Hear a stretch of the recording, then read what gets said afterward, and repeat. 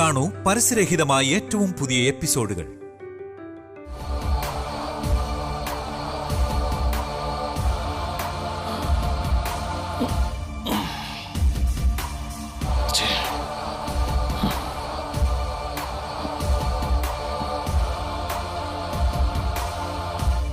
കൊട്ടാരം വീട്ടിലെ മരുമോള് കടം മേടിച്ചതിന് ഞാനെന്തിനാ ഇവിടെ വന്ന് ചോദിക്കണമെന്ന് ചിന്തിക്കണ്ടാവും. എന്നാലും 5 ലക്ഷം ഉറുപ്പിക്ക് വേണ്ടി ഞാൻ ആ വീട്ടിലേക്ക് കയറി ചെന്നാ അതവരെ അപമാനിക്കണതിന് തുല്യ. അതാദ്യം ഇവിടെ അറിയിക്കാന്ന് കരുതിയേ. അത് കൊള്ളാലോ. ആ വീട്ടുകാർക്ക് 5 ലക്ഷത്തിന് വിലയൊന്നുമില്ല. പക്ഷെ ഞങ്ങളെ സംബന്ധിച്ച് വലിയ തുകയാണ്. നിങ്ങളോട് തരാൻ വേണ്ടി പറഞ്ഞല്ല, വിവരം അറിയിച്ചു എന്നുള്ളൂ. ഈ ഒരു 5 ലക്ഷത്തിന് വേണ്ടി വർമ്മയോട് എന്ന് ചോദിച്ചാലും നിങ്ങൾക്ക് ആ നാണക്കേട്. അതുകൊണ്ട് നിങ്ങൾ നിങ്ങളുടെ മരുമോനോട് പറഞ്ഞ് ആ കാശൊന്നും മേടിച്ചതാട്ടെ. ഞങ്ങൾ എന്തിനാ അതിനൊക്കെ നിൽക്കുന്നേ? നിങ്ങൾ ഞങ്ങളുടെ ശ്രേയക്ക് കാശ് കൊടുത്തു എന്നുള്ളതിന് എന്തെങ്കിലും തെളിവുണ്ടോ? തെളിവിന്റെ കാര്യമൊക്കെ തൽക്കാലം അവിടെ നിൽക്കട്ടെ. നിങ്ങളുടെ കുട്ടിയെ ഫോൺ ചെയ്തിട്ടൊന്നും എടുക്കണ പോലുമില്ല. ഇങ്ങോട്ട് വിളിപ്പിക്കും, ഞാൻ ചോദിക്കാം. ആ കുട്ടിയെ കൊണ്ട് തന്നെ പറയിപ്പിക്കാം. അതിന് അവളിവിടെ ഇല്ലല്ലോ. ഏതാ ഇപ്പൊ നന്നായേ. ആള് കൂടിയില്ല, ഫോൺ ചെയ്തലോട്ട് എടുക്കുകയില്ല. എന്നിട്ട് എന്നോട് തന്നെ തെളിവ് ചോദിക്കുക. ഒന്നുകിൽ ആ കാശ് ഇങ്ങിടുതാ, അല്ലെങ്കിൽ ആ പെണ്ണിനോട് ഇങ്ങോട്ട് വരാൻ പറ. കാശ് എങ്ങനെ തിരിച്ചു മേടിക്കണം എന്നൊക്കെ എനിക്കറിയാം. എന്താ രാമ നിങ്ങളൊന്നും മിണ്ടാണ്ട് നിൽക്കണേ? ഇവര് പറഞ്ഞു തന്നെയാണോ നിങ്ങൾക്കും പറയാനുള്ളത്? എങ്കിൽ ഞാൻ നോക്കിക്കോളാം. നിങ്ങളെ ഓർത്ത് മാത്രമാണ് ഞാൻ ഇത്രയും ദൂരം വന്നത്. ഇത് ഇത്ര വലിയ കാര്യമൊന്നുമല്ല. ഞാൻ കൊട്ടാരം വീട്ടിൽ പോയി ചോദിച്ചോളാം. നിൽക്കണം സാറേ. നിങ്ങൾ എങ്ങും ചെന്ന് ചോദിക്കൊന്നും വേണ്ട. കുറച്ച് സമയം വേണം. ഞാൻ ഈ കടം തീർത്തോളാം. അതായിരിക്കും നല്ലത്. കൊട്ടാരം വീട്ടിലെ മരുമോളായതുകൊണ്ട് വാക്കിന്റെ പുറത്ത് കണ്ണും പൂട്ടിയാ എടുത്തു കൊടുത്തതാ. എന്തായാലും നിങ്ങൾ കടം വീട്ടാന്നും പറഞ്ഞ സ്ഥിതിക്ക് പണയായിട്ട് എന്തെങ്കിലും തന്നാ നന്നായിരുന്നു.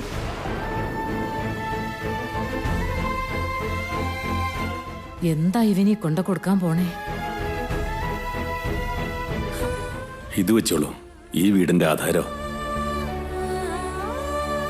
3-4 ദിവസത്തിനകം കാശ് തന്നിട്ട് എടുത്തോളാം. അതുവരെ നിങ്ങളുടെ കയ്യിലിരിക്കട്ടെ. കുഴപ്പമൊന്നുമില്ല, പതിയെ എടുത്താൽ മതി. എന്നാ ഇറങ്ങട്ടെ. എന്തു തോന്നിയാസടേ കാണിച്ചേ? നിനക്ക് വല്ല വട്ടുവാണോ? വീടിന്റെ ആധാരം അങ്ങനെ വല്ലവരും എടുത്തു കൊടുക്കോ? ആ കൊട്ടാരം വീട്ടിലെ വർമ്മയോട് ചോദിച്ച ആ കാശ് പുല്ല് പോലെ എടുത്തു കൊടുക്കില്ലായിരുന്നോ? അമ്മ എന്താലോചിച്ചോണ്ട് ഇങ്ങനെയൊക്കെ പറയുന്നേ? നമ്മൾ എങ്ങനെ അങ്ങേരോട് ചോദിക്കുക? ഇപ്പൊ തന്നെ എന്തൊക്കെയാ അവള് ചെയ്തു വെച്ചിരിക്കുന്നേ? ആ നാണക്കേടിന് ദൂരം മോചനമായിട്ടില്ല.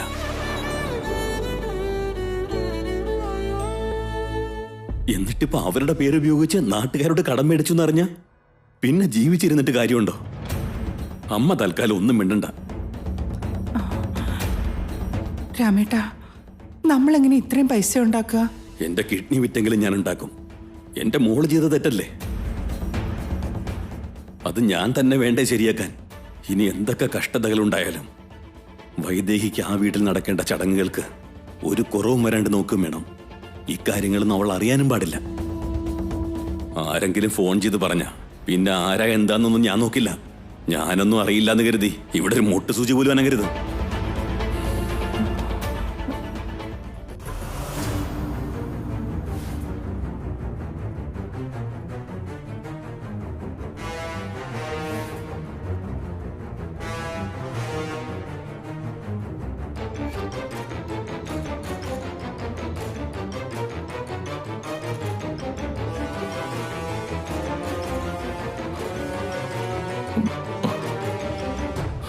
ആ SI ഇപ്പൊ വിളിക്കുമല്ലോ. ആ കത്തിയിലുള്ളത് എൻ്റെ ഫിംഗർ പ്രിൻസാ. മാച്ചായെന്ന് തന്നെയായിരിക്കും റിപ്പോർട്ടിലുണ്ടാവുക. എങ്ങോട്ടെങ്കിലും മുങ്ങാന്ന് വെച്ചാൽ അങ്ങോട്ടും ഇങ്ങോട്ടും തിരിയാൻ വിടാതെ നേരം വെളുത്തപ്പോ തൊട്ട് കൂടെ ഇരിക്കല്ലേ. എന്താ ഇപ്പൊ ചെയ്യ?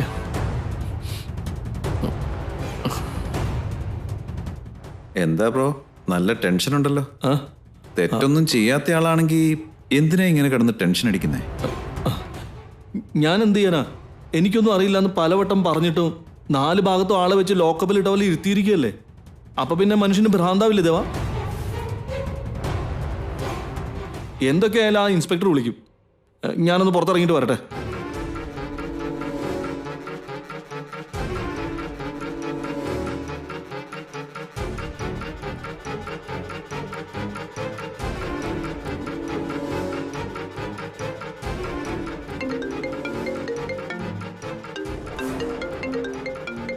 അതിൻ്റെ ഒന്നും കാര്യമില്ല ബ്രോ. ദേ ആ SI ഇങ്ങോട്ട് വിളിച്ചോണ്ടിരിക്കുക.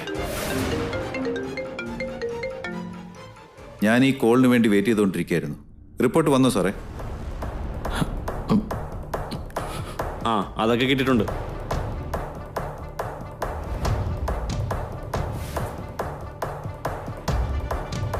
അപ്പം ഞാൻ അയച്ച ഫിംഗർ പ്രിൻസുമായിട്ട് കത്തിയിലെ ഫിംഗർ പ്രിൻറ്റ്സ് മാച്ച് ആവുന്നുണ്ടോ?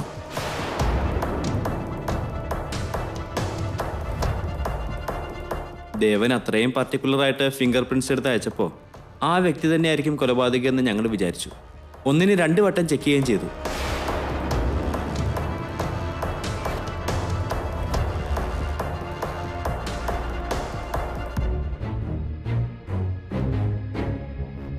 പക്ഷെ അത് മാച്ച് ആവുന്നില്ല കേട്ടോ.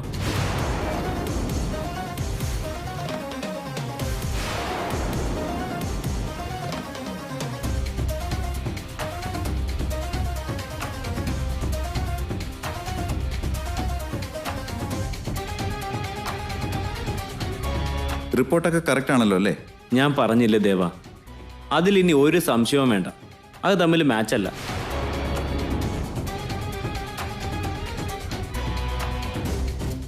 ദേവൻ സംശയിക്കുന്ന വ്യക്തി കുറ്റവാളി അല്ലെന്ന് തെളിഞ്ഞു. ഇനി അയാളെ വെറുതെ വിട്ടേക്ക് ദേവ.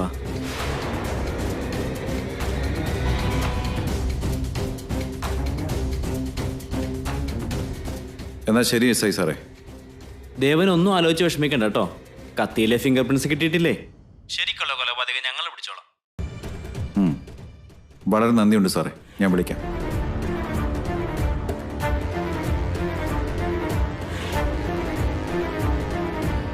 ദൈവമേ, രക്ഷപ്പെട്ട്. പക്ഷെ ആ കത്തിയിൽ തൊട്ടത് ഞാൻ മാത്രമാണല്ലോ. പിന്നെ എങ്ങനെ എൻ്റെ ഫിംഗർ പ്രിന്റ് മാച്ച് ആവാഞ്ഞത്?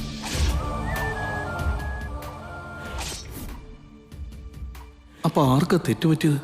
ഒന്നുകിൽ ഞാൻ കുത്തിയ കത്തിയും പോലീസിന് കിട്ടിയ കത്തിയും രണ്ടും രണ്ടായിരിക്കും. നീയോ? നീ ഇവിടെ എന്തെടുക്കുവാടാ?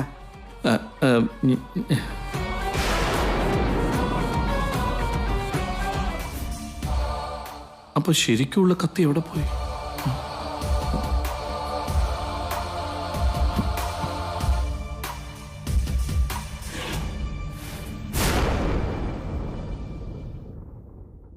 ഇനിയും എന്തിനാ എന്നെ ഇങ്ങനെ നോക്കുന്നത്? ഫിംഗർ പ്രിന്റ് മാച്ച് അല്ല എന്ന് ഇൻസ്പെക്ടർ പറഞ്ഞു കേട്ടില്ലേ? എന്നിട്ടും എന്നെ സംശയമാണോ?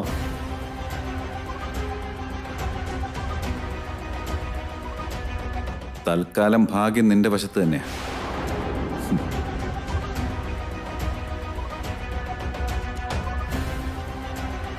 നീ ആരാടാ?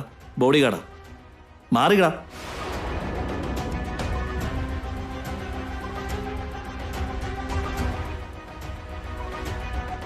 എന്താ സംഭവിച്ചത്? പോലീസാണ് ഫോൺ ചെയ്തതെന്ന് തോന്നുന്നല്ലോ. എന്തെങ്കിലും വിവരം അറിഞ്ഞോ? ഇല്ല വൈദ്യേച്ചി, ദേവേട്ടൻ പറയുന്നത് വല്ലിച്ചനെ കൊല്ലാൻ ശ്രമിച്ചത് വരുണേട്ടനാണെന്ന് തന്നെയാ. എനിക്കും ആ സംശയം ഇല്ലാതില്ല. അന്ന് വരുണല്ലേ ആ മുറിന്ന് ഒച്ചയും വെച്ച് പുറത്തേക്ക് വന്നത്? അച്ഛനെ ആരോ കത്തികൊണ്ട് കുത്തിയെന്ന് നമ്മളോട് പറഞ്ഞത്. അപ്പൊ വരുണിന്റെ കണ്ണിൽ ആ പേടിയുണ്ടായിരുന്നു. കള്ളലക്ഷണം എനിക്ക് അപ്പോഴേ മനസ്സിലായതാ. ദേവൻ ചേട്ടനും ഇതേ സംശയം തന്നെയാ ഉള്ളത്.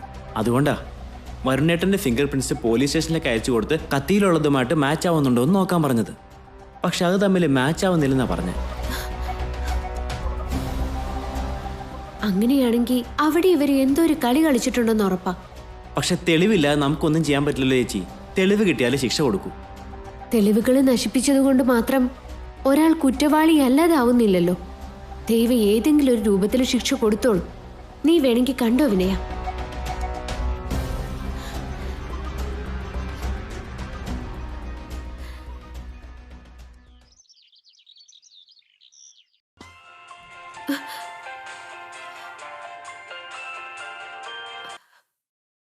ഹലോ അച്ഛ, എല്ലാവർക്കും സുഖാണോ? സുഖമായിരിക്കുന്നു മോളെ. നിനക്ക് സുഖമല്ലേ? എനിക്കെന്തോ ഒരു കുറവ്. സന്തോഷായിരിക്കുന്നു അച്ഛ. ഈ വീട്ടിലെ കാര്യങ്ങളൊക്കെ അച്ഛനെ അറിയാലോ. സത്യം പറഞ്ഞ എന്റെ ജീവിതത്തിൽ ഇന്ന് വരെ ഞാൻ ഇത്രയും സന്തോഷിച്ചിട്ടേ ഇല്ല. എനിക്ക് സന്തോഷമായി മോളെ. ആ കുടുംബം നിനക്ക് കിട്ടിയതുപോലെ നിന്നെ ആ കുടുംബത്തിന് കിട്ടിയതും അവരുടെ സൗഭാഗ്യം കൊണ്ടാ. ദേവൻ സുഖമായിട്ടിരിക്കല്ലേ? ആ, സുഖായിരിക്കുന്നു അച്ഛ. ആ, അമ്മയ്ക്ക് എങ്ങനെയുണ്ട്? നന്നായിരിക്കുന്നു മോളെ. ദേവനൊന്ന് ഫോൺ കൊടുക്കാൻ പറ്റുമോ? ഒരു കാര്യം പറയാനാ. ദേവേട്ടന് എന്തോ ജോലിയിലാന്ന് തോന്നുന്നു. കാര്യം എന്താന്ന് പറച്ചാ? ഒന്നുമില്ല മോളെ, കല്യാണം കഴിഞ്ഞ് ഇത്ര ദിവസമായിട്ടും സദ്യയും മറുവീടും ഒന്നും നമ്മൾ നടത്തിയിട്ടില്ലല്ലോ. അതിനെക്കുറിച്ച് സംസാരിക്കാനായിരുന്നു മോളെ. നീയും ദേവനും ഇങ്ങോട്ട് വരണം. ആയിക്കോട്ടെ അച്ഛാ. എപ്പോഴാ ഞങ്ങള് വരണ്ടേ? നീ ദേവനോടൊന്ന് സംസാരിക്ക, എന്നിട്ട് തിരക്കൊക്കെ ഒഴിഞ്ഞ് സമയം നോക്കി വാ. ശരി അച്ഛാ. അച്ഛാ, അച്ഛനൊന്ന് അമ്മയെ വിളിച്ച് കാര്യം പറഞ്ഞേക്കണേ. അയ്യോ, അവരോട് പറയാതെ ഞാൻ എന്തെങ്കിലും തീരുമാനിക്കൂ. നീ ദേവന്റെ സമയം മാത്രം ഒന്ന് അന്വേഷിക്ക. ആയിക്കോട്ടെ അച്ഛാ. ദേ ഇപ്പൊ തന്നെ ചോദിച്ചിട്ട് ഞാൻ തിരിച്ചു വിളിക്കാം. ശരി മോളെ. ഈ കള്ളൻ എവിടെ പോയി കിടക്കാ?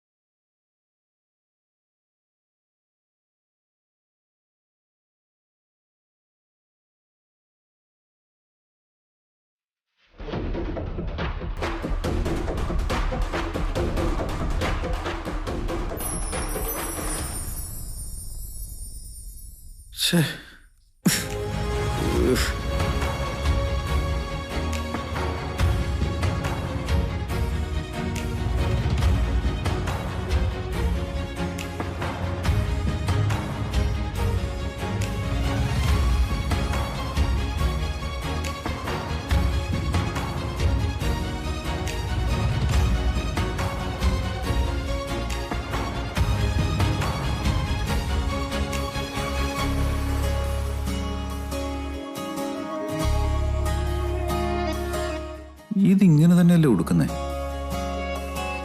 പക്ഷെ ഈ ഭാഗം എങ്ങനെയാ മടക്കുന്നേ? ഇതാണെങ്കിൽ കൈ നിൽക്കാതെ വഴുതി വീണോണ്ടിരിക്കുക. ഇതൊക്കെ ഉടുത്തോണ്ട് നടക്കുന്ന പെണ്ണുങ്ങളെ സമ്മതിച്ചേ പറ്റും.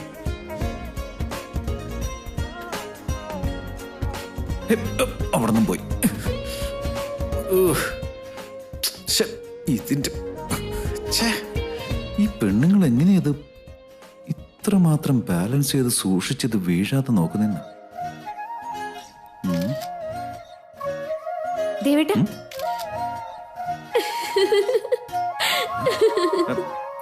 എടി, നീ എന്തേ കാണിക്കുന്നേ? നന്നായിട്ടുണ്ട്, സൂപ്പർ ഫോട്ടോ. നിന്നെ ഞാൻ എന്തിനടി എന്റെ ഫോട്ടോ എടുത്തേ? ഒരു രസത്തിന്. എന്ത് രസം? അതിങ്ങിതാ, അല്ലെങ്കിൽ ഡിലീറ്റ് ചെയ്യില്ല. ചെയ്യാനാ പറഞ്ഞേ. നല്ല ഭംഗിയുണ്ട് ദേവേട്ടാ. നിന്റെ ഈ തലയ്ക്ക് വട്ട് പിടിച്ച കളിയൊന്നും എന്നോട് വേണ്ടേ. മര്യാദക്ക് ഫോട്ടോ ഡിലീറ്റ് ചെയ്യില്ല. എനിക്ക് കാര്യം പിടികിട്ടി. എന്നോടുള്ള സ്നേഹമൊക്കെ എന്റെ സാരി കെട്ടിപ്പിടിച്ച് തീർക്കല്ലേ? ഒരു മണ്ണാകട്ടിയില്ല. നിന്നോട് സ്നേഹം പോയിട്ടൊരു ഉണ്ടയില്ല എനിക്ക്. മര്യാദക്ക് ഫോട്ടോ ഡിലീറ്റ് ചെയ്യാനാ പറഞ്ഞേ. ചെയ്യില്ല. ചെയ്യില്ല. നിന്നെ ഞാൻ മര്യാദക്ക് ഫോട്ടോ ഡിലീറ്റ് ചെയ്യും. വൈദേഹി, ഞാൻ പറയുന്നേക്കും. ചെയ്യില്ല. എനിക്ക് ഇവിടെ കിടന്ന് അങ്ങനെ കുട്ടികളി കളിക്കാൻ സമയമില്ലേ? ആണോ? ഞാൻ ചെറിയ കുട്ടിയെന്ന് അറിയില്ലേ? അപ്പൊ കുട്ടിക്കളിയല്ലേ കളിക്കൂ? മര്യാദ അതെ, ഫോട്ടോ വൈദേഹി പറയുന്നേക്കും.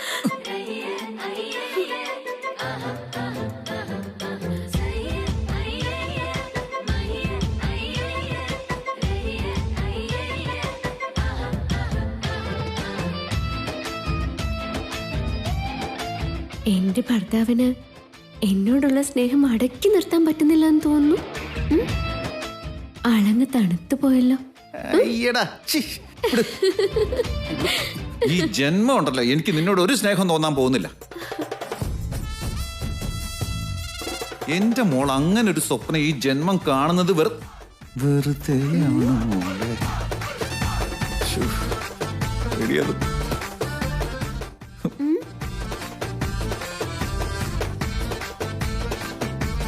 അതെ, ആ ഫോണിങ്ങിതാ. തരില്ലല്ലോ. എടിയാ, ഫോട്ടോ ഡിലീറ്റ് ചെയ്ത് കളയടി. ചെയ്യില്ലല്ലോ. ഈ ഫോൺ വേണോ?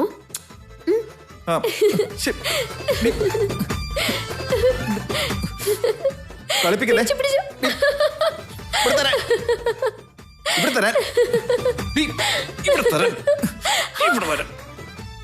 നീലാമ്പൽ നിലവോടു ചോദിച്ചു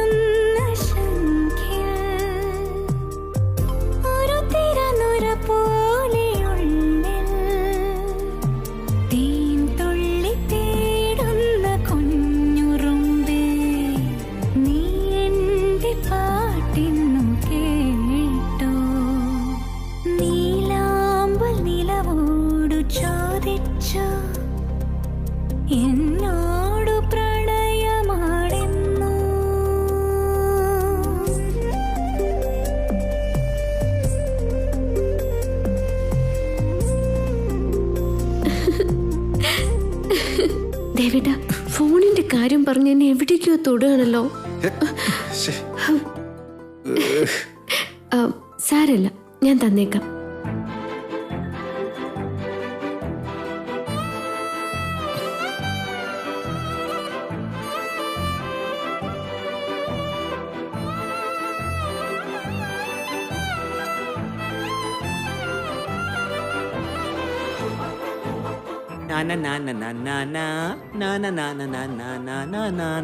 യോ അയ്യോ എന്റെ ദൈവമേ, ഞാൻ പിന്നെ ഒന്നും കണ്ടില്ല ദേവേട്ട, ഞാൻ ഒന്നും കണ്ടില്ല. എടാ ദേവേട്ട, ഇപ്രാവശ്യം ഞാൻ ഒന്നും കണ്ടിട്ടില്ല കേട്ടോ. എടാ അങ്ങനെ കണ്ടു നാണിക്കാൻ മാത്രം ഇവിടെ ഒന്നും നടന്നില്ല. എനിക്ക് കാര്യം പിടികിട്ടി. 9 മാസം കഴിയുമ്പോ ഇരട്ട കുട്ടികൾ ഉണ്ടാവേണ്ടതല്ലേ? എടാ നടക്കട്ടെ നടക്കട്ടെ, എടാ ഞാൻ പോവാണേ. എൻജോയ്. എന്ത് കഷ്ടം നോക്കി.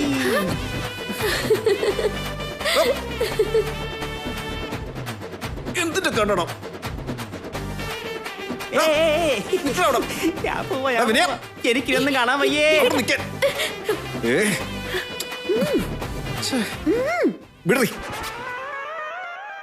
അവൻ അങ്ങനെ എന്തെങ്കിലും വിവരക്കേട് പറഞ്ഞത് കേട്ടിട്ട് നീ എന്താ വല്ല ഇരട്ടക്കുട്ടികൾക്ക് വേണ്ടിയുള്ള സ്കെച്ചാണോ ഇത്? അതൊന്നും ഇവിടെ നടക്കില്ല മോളെ. പോ അവിടുന്ന്. അതൊന്നും അല്ല കാര്യം. അച്ഛൻ ദേ ഇപ്പൊ ഫോൺ ചെയ്ത് വെച്ചതേ ഉള്ളൂ. നമ്മളോട് രണ്ടുപേരുടെ വീട്ടിൽ ചെല്ലാൻ പറഞ്ഞിരിക്ക. വിരുന്നിന് ഇതുവരെ നമ്മൾ പോയില്ലല്ലോ. ഓ അത് ശരി. പിന്നെന്താ, നമുക്ക് പോവാലോ. അതിനു മുമ്പ് നീ ഉണ്ടല്ലോ, നിന്റെ അച്ഛനോടൊരു കാര്യം ചോദിക്കാൻ മറക്കരുത്. അച്ഛാ, ഇപ്പോഴാ എൻ്റെ ദേവേട്ടൻ സാരി ഉടുക്കുന്നത് ഞാൻ കണ്ടത്. നല്ല ഭംഗിയുണ്ടായിരുന്നു. അതുകൊണ്ട് ആ സാരി തന്നെ ഉടുത്തോണ്ട് ദേവേട്ടനോട് വരാൻ പറയട്ടെ എന്നൊന്ന് വിളിച്ച് വേഗം ചോദിച്ചേരെ. കുഴപ്പമില്ലെങ്കിൽ നമുക്ക് ഇപ്പൊ തന്നെ അങ്ങ് പോയേക്കാം. ഞാൻ ചുമ്മാ കളിക്ക് അങ്ങനെ ഒരു ഫോട്ടോ എടുത്തെന്ന് കരുതി ഇങ്ങനെയൊന്നും തീരുമാനിക്കല്ലേ. ഇത് കണ്ടോ, ഞാൻ ഇപ്പൊ തന്നെ ഡിലീറ്റ് ചെയ്തേക്കാം. വേണ്ട വേണ്ട വേണ്ട, അത് ഓർമ്മയ്ക്കായിട്ട് അങ്ങ് വെച്ചോ. എന്നിട്ട് തോന്നുമ്പോഴൊക്കെ എടുത്ത് കണ്ടോ. പക്ഷെ ഞാൻ മാത്രം ആ വീട്ടിലേക്ക് നിന്റെ കൂടെ വരില്ല. അതുകൊണ്ട് നിന്റെ അച്ഛനോട് എന്ത് വേണമെങ്കിലും നീ വിളിച്ചു പറഞ്ഞു. Drama Queen. അയ്യോ, ഇതിപ്പോ വലിയ പ്രശ്നമായല്ലോ. ഇപ്പൊ വീട്ടിലേക്ക് വരില്ല എന്ന് പറഞ്ഞ് എന്ത് ചെയ്യാനാ? എങ്ങനെയെങ്കിലും ഒന്ന് സമ്മതിപ്പിക്കണമല്ലോ. അതിനെന്താ ഒരു വഴി? ദേവേട്ടൻ വരാതിരുന്ന അച്ഛനത് വലിയ വിഷമാവും.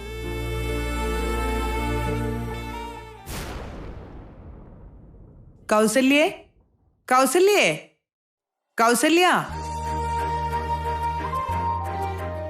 അല്ല, ആരൊക്കെ ഇത്? എന്തൊക്കെ വിശേഷങ്ങൾ? നന്നായിരിക്കുന്നു കൗസല്യേ, നിനക്ക് സുഖമല്ലേ? എനിക്ക് ഇവിടെ ഒരു കുറവുമില്ല. ഇങ്ങനെ വന്ന കാലം നിൽക്കാതെ അകത്തേക്ക് കയറി വാ. വരൂ, നീ കയറി വാ, ഇരിക്കേ. ആഹാ, രാജമ്മയുടെ ദേഷ്യം ഇതുവരെ മാറിയിട്ടില്ലെന്ന് തോന്നുന്നല്ലോ കൗസല്യ. അയ്യോ, അങ്ങനൊന്നുമില്ല. എന്റെ മോള് ഈ വീട്ടിലെ മരുമോളാവണോന്നാ ഞാൻ ആഗ്രഹിച്ചത്. അത് നടന്നില്ല. അതിന്റെ വിഷമം കുറച്ചു കാലം ഉണ്ടായിരുന്നു. അതൊന്നും ഇനി മനസ്സിൽ വെച്ചോണ്ടിരിക്കരുത്. എല്ലാവരും ഇരിക്കേ.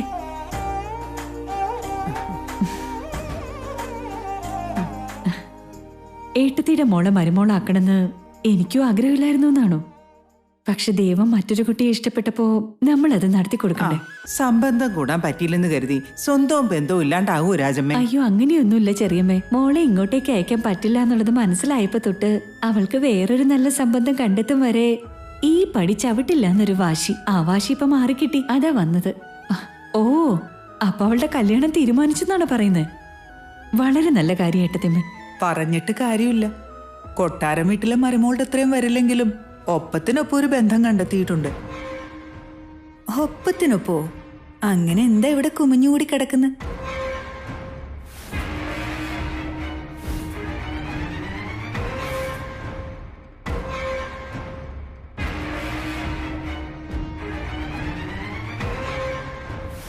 ഏതൊരു പെൺകുട്ടിയുടെയും സൗഭാഗ്യം കേറിച്ചെല്ലുന്ന വീട്ടിന്റെ മഹത്വത്തിലല്ല ഉള്ളത്. താലി കെട്ടിയ ഭർത്താവ്, അച്ഛൻ, അമ്മ, നാത്തൂമാര് ഇവരെല്ലാവരും നന്നായിരിക്കണം. ഭർത്താവിനൊപ്പം തൃപ്തികരമായൊരു ദാമ്പത്യ ജീവിതം നയിക്കാനുള്ള ഭാഗ്യം അവളുടെ തലയിൽ നേരത്തെ എഴുതിയിട്ടുണ്ടായിരിക്കണം.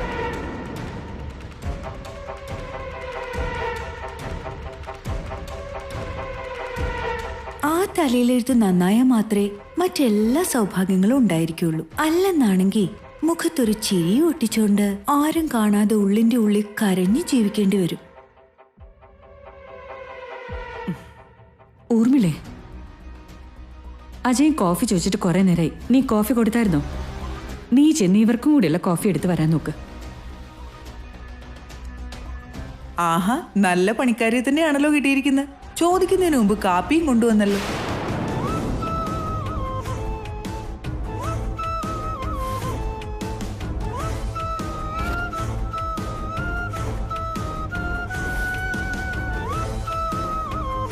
അവളെ എന്താ അങ്ങനെ പറഞ്ഞു ഏട്ടത്തിയമ്മ? അവൾ എന്റെ ഇളയ മരുമോള വൈദേഹി. അയ്യോ പാവം, കാപ്പി എടുത്തോണ്ട് വന്നപ്പോ പണിക്കാരി ആയിരിക്കുമെന്നാ ഞാൻ കരുതിയെ. ബന്ധുക്കൾക്ക് പണിക്കാരെ കൊണ്ട് കോഫി കൊടുത്ത് സൽക്കരിക്കുന്ന സമ്പ്രദായം ഈ കൊട്ടാരം വീടിലില്ല. ഞാൻ അറിയാതെ തെറ്റിദ്ധരിച്ചു പോയതല്ലേ, നീ അതിനി മനസ്സിൽ വെക്കണ്ട.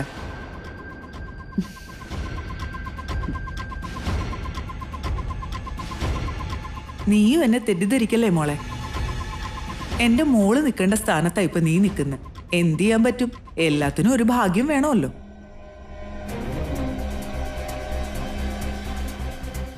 മോളെ കാണാൻ നന്നായിട്ടുണ്ട് കേട്ടോ. ഏത് കുടുംബത്തിലെയാ?